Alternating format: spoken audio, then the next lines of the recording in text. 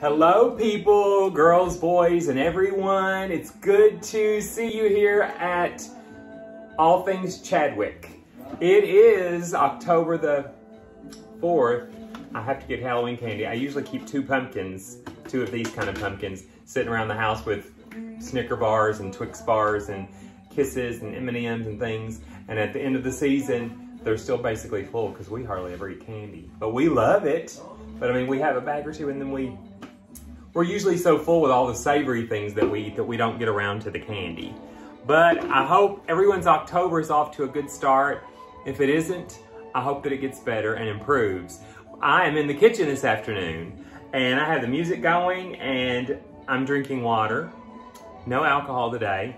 Finger is getting much better. No Band-Aid, Ricardo, for those of you that have been asking about the finger. This is an extra special episode because, let me tell you, drum roll, I have searched high and low and I have other people who have searched on the ever famous YouTube for a recipe for what I'm fixing to make. And it does not exist on YouTube as of yet until today. I am preparing an extremely, or I'll just say particularly regional item that is basically only known in this area and close surroundings to this area. Many of you have probably heard of, especially if you're from the South. Well, actually, there were these counters, these little stores, shops in various parts of the United States, but it was called, and as soon as I say this, you all are going to go, I know what it is, but it was called the J.J. Newberry store. Now, this is not a video about Newberries, J.J. Newberries, because I do not know the history. I know people in town that could just pop off all the history. Hey Siri, next. I don't know how some of this music gets on my playlist. I'm doing vintage Italian and then Gloria, Gloria came on. How? I don't know. But anyway, so back to Newberries. They had an employee by the name of Melba Davis Humphrey. She was an employee of at J.J. Newberry's here in this part of Kentucky for 43 years, I think, maybe 45 years, something like that. And her recipe was simply called Mexican hamburgers or Mexican burgers. Now, sure, the internet and YouTube is full of recipes for Mexican hamburgers. It could be like a cheeseburger with jalapenos or salsas or all kinds of toppings that make it Mexican, but it's not like that at all. Some people say, oh, now I start explaining what it is and I say, oh, it's a sloppy Joe. No, it is not a sloppy Joe. It really doesn't even in my mind resemble or taste anything like a sloppy Joe. Or they'll say, oh, okay, no, it's a manwich. No, it's not manwich. And there's lots of controversy really in this region over what is an actual Mexican hamburger. And that's what I'm gonna make today. So let me tell you a little bit about it. First of all, darling Melba Davis Humphrey, who I met as a child, she passed away in 2011. I think she was 80 some odd years old. Let me tell you what a sloppy Joe includes. A sloppy Joe, even though it varies, you know, from family to family, state to state, but generally a sloppy Joe is ground beef, ketchup and water, brown sugar, Worcestershire sauce, little mustard, garlic powder, onion powder, salt. You know, it's kind of like a manwich. It's ground beef with a tomato base, and you can make it hot or not hot, but it has green peppers and onions and sugar. It's pretty sweet, and it's really good to some people. It's not my thing. I don't like a lot of sweet in with my savory, but a Mexican hamburger, on the other hand, from J.J. Newberry's lunch counter in Glasgow, which many of you recall, and those of you who don't know, it was called a number 9.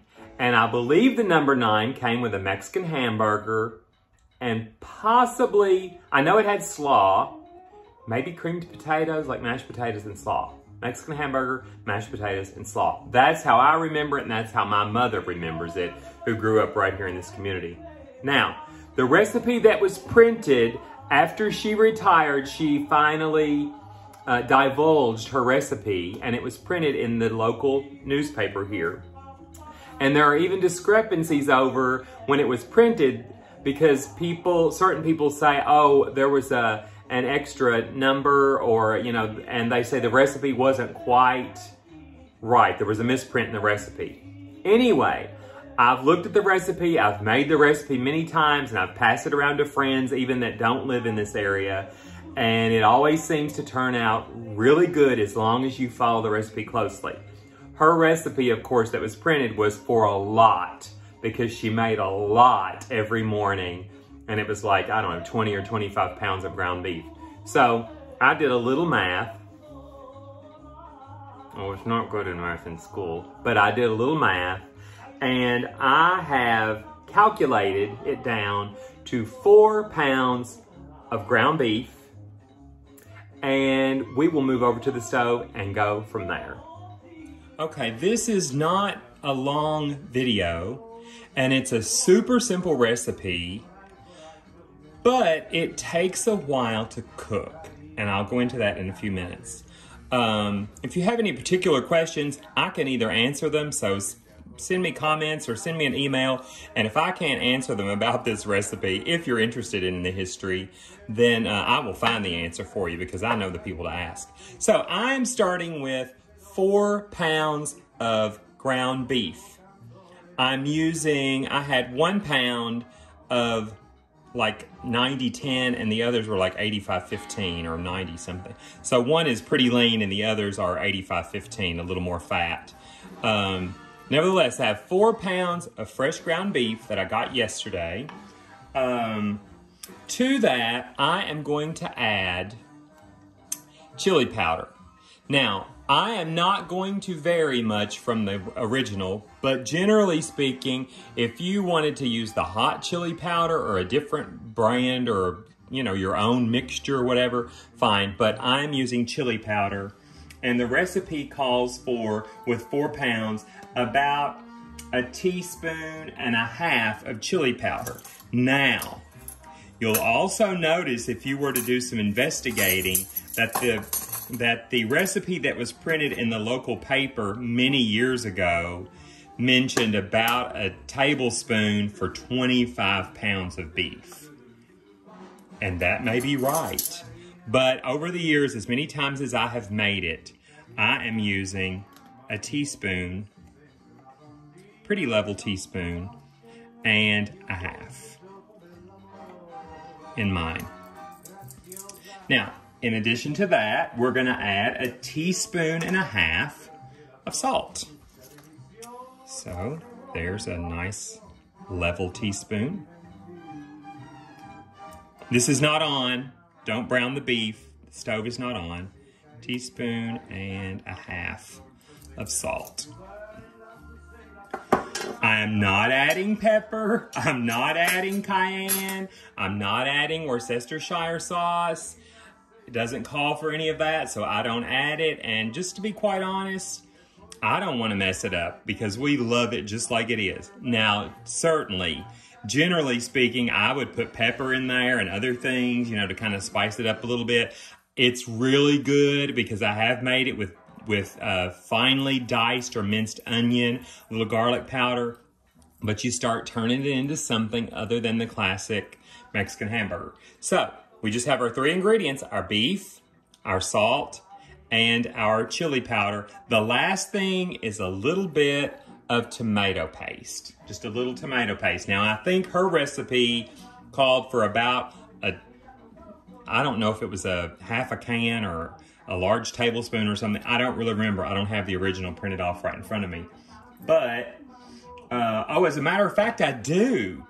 The original that was printed in the newspaper 25 pounds of ground beef, 2 tablespoons of salt, 1 tablespoon of chili powder, 1/2 can of tomato puree. I did not find puree, but I found paste. So, and the reason you add such little salt and such little ingredients is because of the amount of time that you cook this thing.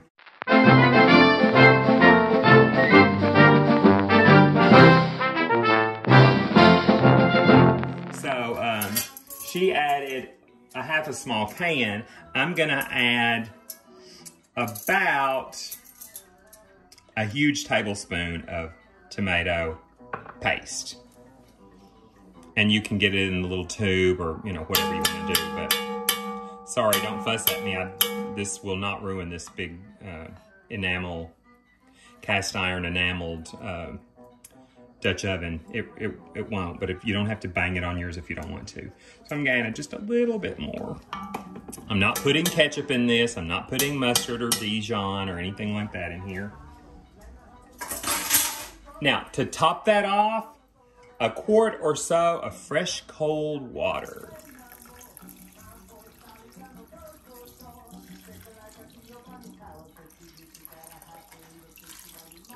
And that will just about cover everything by about 1 inch.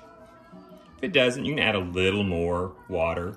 And I'm gonna put this on an 8 out of 10, which is like medium high. I'm gonna put the stove on medium high. And just kind of stir that around and combine. Now let's talk about the cook time. This is going to cook, after I bring it up to a boil, this will simmer for 3 or 4 hours or more. It won't hurt it to simmer longer, but it will dry up, so you might have to add a little water if you let it cook too long. But about 3 hours or a little more will be good.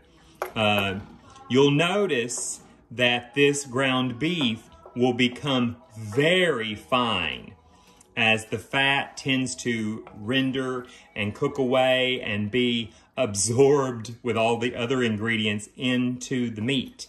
Now, if you use a very fatty product to begin with, then you may notice you have quite a bit of very orangish type grease left over.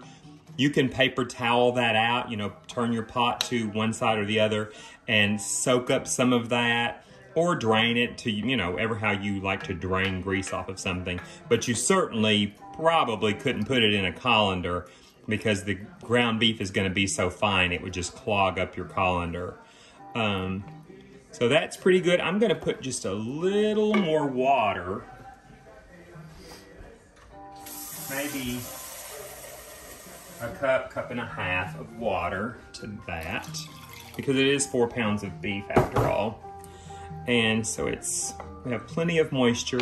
I'm gonna let that come up to a boil, and then I'm gonna simmer it. I'm not gonna put the top because you want, over the next 2-3 hours or a little more, you want this to reduce down to just a very thick, finely ground beef.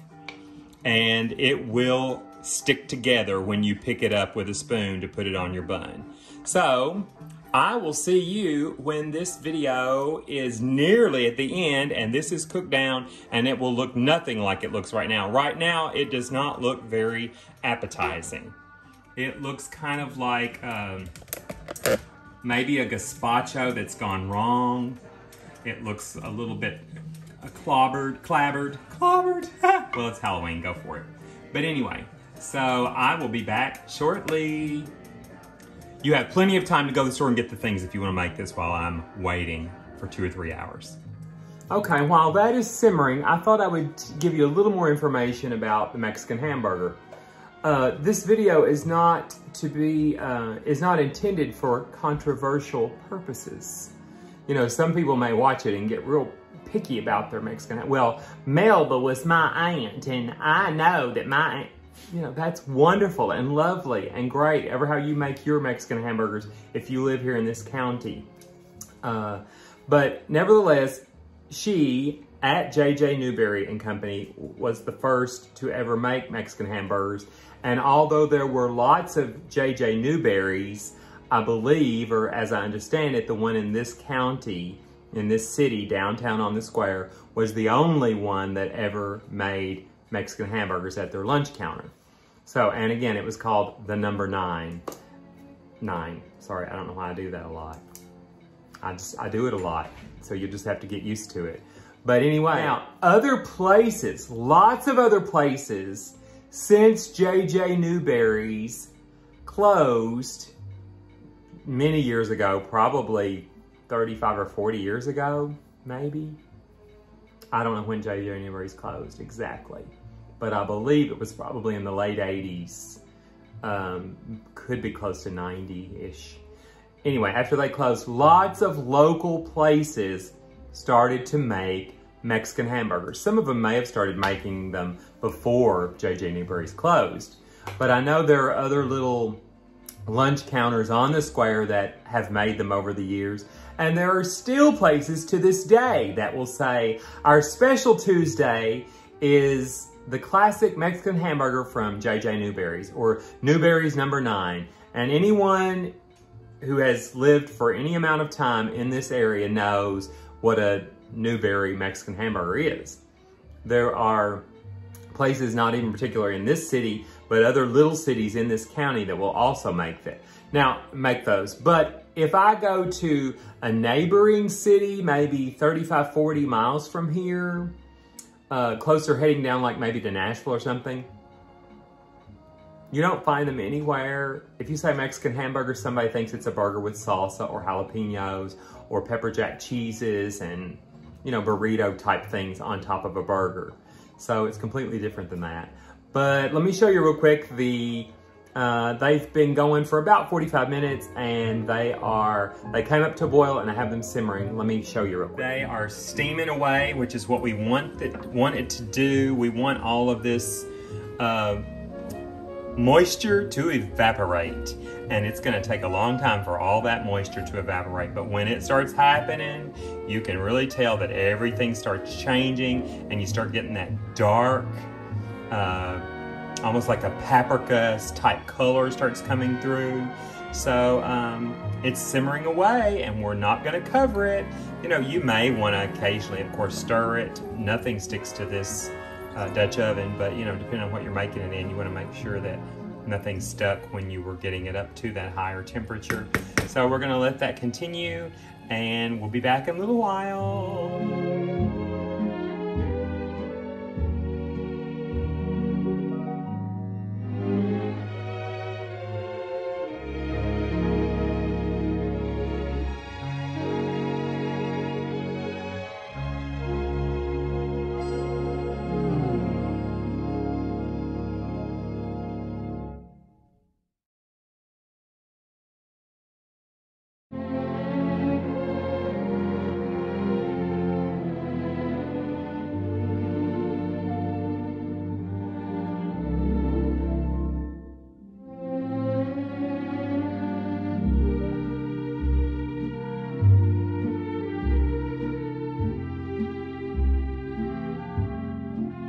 I think I'm talking way too much.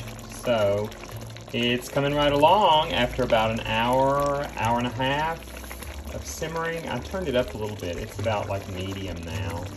So, and I probably just need to turn it back down to like a 2 and just let it keep simmering.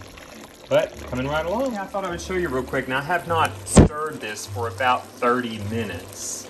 So we're about at the 2-hour mark. And so you can see this has really condensed and it is smelling divine.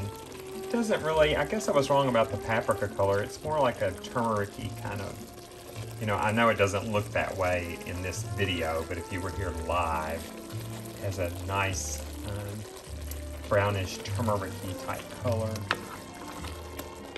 I know I say puree funny, puree and turmeric funny. I know I say things like we say them in the South. I'm Southern after all. But, and I know my camera skills are not the best. But you can see how it's coming along, so I'm gonna just keep going. And I have this on about a 2 at this point, 2. So we are just gonna let it keep simmering down until all the rest of this liquid is evaporated. I would say maybe another half hour. Okay, folks, it's been about 2 hours and 45 minutes, and you can tell the moisture is gone. I have not drained any residual grease, but like I said, if you use a product that has a little more fat content, you may have to drain or soak up some grease with a paper towel or something off to the side. But, you know, it's very fine and it will go perfectly on a hamburger bun. It's not just gonna crumble and fall all over the plate, even though I do like to stack it on there pretty thick. So let me put some on a bun. Let me put it in a bun and I'll be right back. Okay, now we are not actually gonna eat these probably until like 2 or 3 days from now. They're going in the fridge in a container. But we will snack on one right now. I have put this on a bun, and for these, I like the little traditional hamburger buns. I don't like those big, extra giant buns. And I do like mine with Plotchman's mustard. So I'm gonna put a little mustard on here. Bun, bun, bun, bun, bun. Now, if you wanted to dice onions on this, or if you want a lettuce on it or something, but that's exactly how I like it, with mashed potatoes and coleslaw. So, there is a J.J. Newberry's Mexican hamburger. Let's take a bite. You may have noticed earlier it was nice, bright, and sunny. It's about 6:30 now.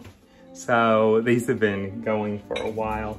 Here is the beautiful J.J. Newberry's burger, and like some of our sensational internet friends say on YouTube, here we go, going in.